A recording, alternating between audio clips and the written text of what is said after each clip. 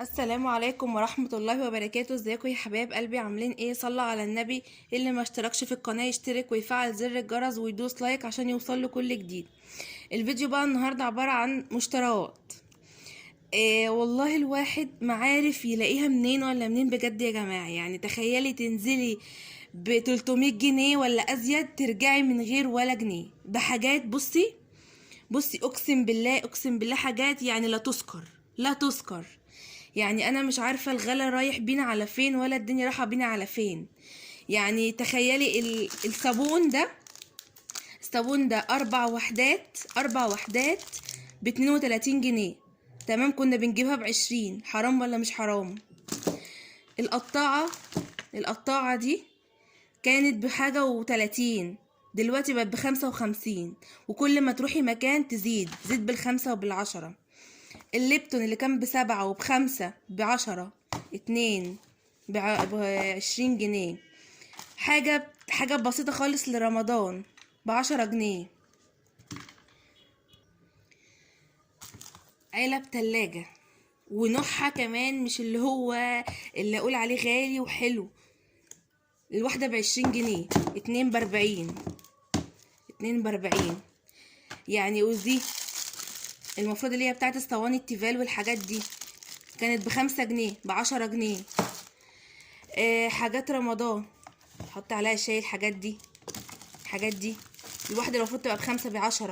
ليه الحاجات دي؟ يعني احنا جايبين الحاجات دي عشان اطفالنا.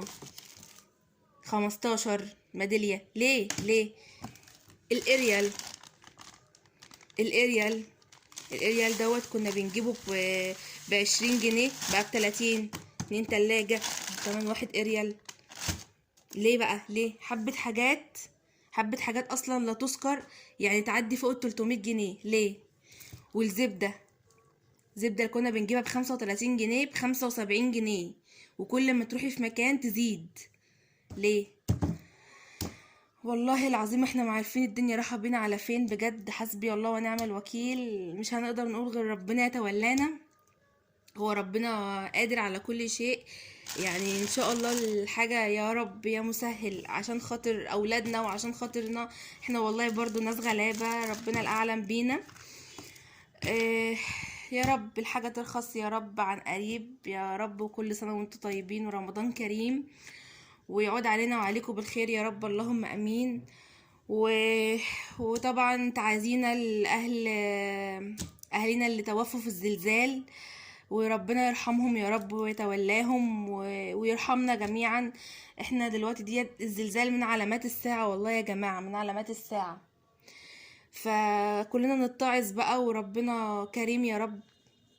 وان شاء الله باذن الله ربنا يرخص الدنيا من عنده وتبقى الحاجة بسعر حلو قوي ان شاء الله، يعني قريب باذن الله. وكل سنة وانتم طيبين ورمضان كريم ويعود علينا وعليكم بالخير. ومشترياتنا يا رب تكون عجبتكم. هي حاجات بسيطة وسعرها يعني مش بسيط زي ما هي حاجات بسيطة. ان شاء الله الدنيا ترخص عن قريب يا رب، اللهم امين. واشوف وشكم على خير.